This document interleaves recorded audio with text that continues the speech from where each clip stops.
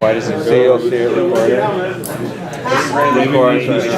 Just a tad. Okay, I can do that. Because then you can be able to have them all in the frame. Oh yeah, sure. I think I left it recording. You can turn it off. Yeah. Seeing this event for tonight so that we all have a chance to get to know each other and find out what VR is about today, right? So, without further ado, because we kind of talked early, Wally, do you want to say anything else before we get going on the panel? No? No, Tommy, you're good? Cool. All right. Well, thank you, everyone. Game School has been developing and teaching game curriculums and teaching people about game development. And the last 3 months, we kind of went on a winter break, going from VR Fest at CES to VR LA and to finally going to a Division Summit for Unity to kind of get our boot camp in virtual reality. As you guys can see, it's like a really exciting space and everyone's talking about it. And actually, recently we were at GDC, which was also the biggest thing at GDC is VR. So the last 3 months I've been kind of getting to know as many VR people as we want, and these amazing panelists have done stuff in VR. So that's why we're kind of coming back to the community and saying, guys, it's a lot of stuff going on in VR, so we want to share with everyone. So as developers, you guys can kind of enhance your skills and be able to now say you can do VR development and not just mobile or whatever else that you guys do. So I want to thank everyone here for coming. We have Brian Rose from Google, Community Manager. They're all going to give themselves a little bit of history. And then we have Gemma from Disco VR. We have Kevin. Discover VR. It looks like Disco VR. I'm thinking disco here. Discover Labs. And then VR Sports with Kevin Fatty. Mark Estelle with, was it Volt 501? Or OMUK. And then... He's from London too, he came the furthest. And then we have Jude here from Hyperator, which is a VR incubator. Hello? Hello? Oh, I think I just called you. My bad. Hello? Oh. So yeah, why don't you guys all give you a little bit of who you guys are and what you've done in VR at this point. Hi guys, my name is Brian Rose. I'm a marketing manager at Google. I think Charlie pronounced it Go Ogle. Yes, that is awesome. My focus is on the Google VR team. I'm just kidding. Yeah, my focus on the Google VR team is mostly social marketing and developer outreach. Hi, I'm Gemma. I work at Discover Labs, and contrary to popular belief, we do not make disco experiences. We are a VR... Come on, Charlie. Yeah, so we are a VR content studio with an emphasis on education, basically. I worked with an ed tech nonprofit before that, and now at VR. Are we passing? No. Okay. Thanks. Hi, I'm Kevin Fathy. I am the owner and producer at VR Sports. What we do is we do the Wii Sports model for VR, and we're hoping to get people to seamlessly experience VR by having really accessible sports games that can just have them jump right in. Hi, I'm Mark. I come from London. I've been working in VR for a number of years I worked on Sony with the development of their system on the audio side. I'm working for Dialogue in VR, so I've been working on projects like the Deep for Sony, working on the Crytek games as Robinson and The Climb, which are going to be stunningly beautiful. And we're actually building a recording studio here in Santa Monica, which is going to be recording for actors inside VR, as well as we have this game immersive system as well. And we're just launching that over here. We've got I'm showing a couple of games that we've worked on the gear.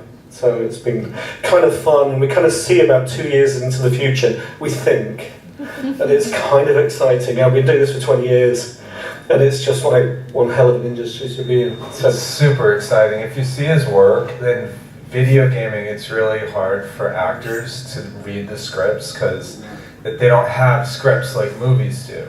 So he has this amazing technology that can put the voiceover actor and they can actually see what's happening in the video game, so they can actually feel the avatar and see the action of what's happening.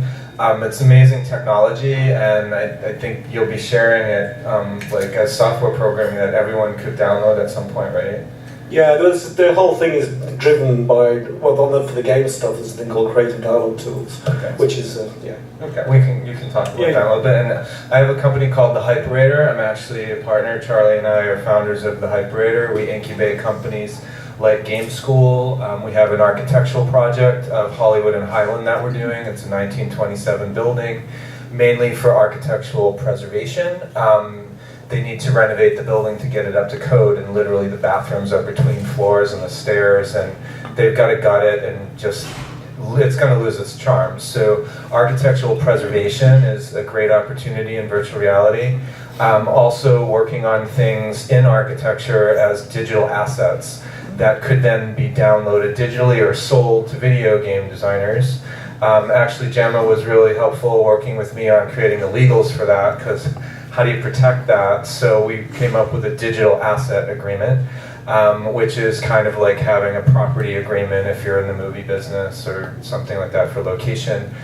We also host an event tomorrow where we're looking into doing VR fashion and some different ways where fashion is going to be using virtual reality. And the Hyperator kind of just houses these companies, and we just recently have VR Sports coming on board that we'll be incubating as well. So we have probably, I don't know, maybe one of the first VR incubators in Los Angeles, I hope. We'll see. Cool, and actually now we want to get to know the audience. How many of you guys actually do work in VR? Okay, pretty good amount. And you guys who is a developer, indie developer, either in mobile and game development? Okay. Anybody else? There's a sign up front for that, just by the way. But yeah, if you guys are interested in actually getting into VR development, there's a lot of people looking for VR developers. So if you're interested, please kind of sign up here, as we'll send you guys emails whether or not people are looking for just building VR prototypes, which is very common these days. Anybody's in art, developing art? Okay, how about music, sound? Yeah, okay, it's a good amount. Cool. So today, we're really here to explain and talk about the opportunities in VR. I think a lot of people think that VR is either very much gaming or very much movies. And I think we're here to say, no, actually most of us here, some of us are in games, but some of us are more in applications of VR. So I want to kind of ask the panelists here, what was your passion in VR? And how is that passion driving you right now to developing the VR products that you are developing? Hi.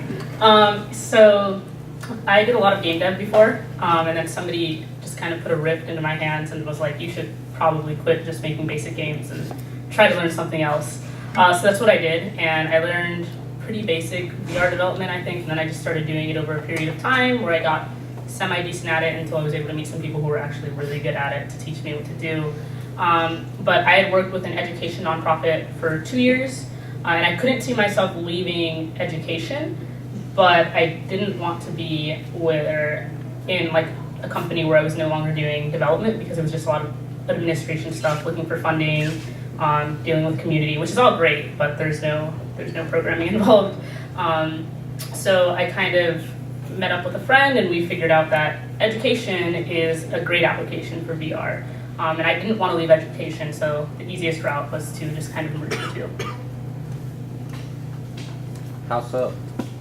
Okay, so we make a bunch of educational experiences. We work B2B, so normally just companies reach out to us and they tell us what they need, so whether it be like high schools or colleges.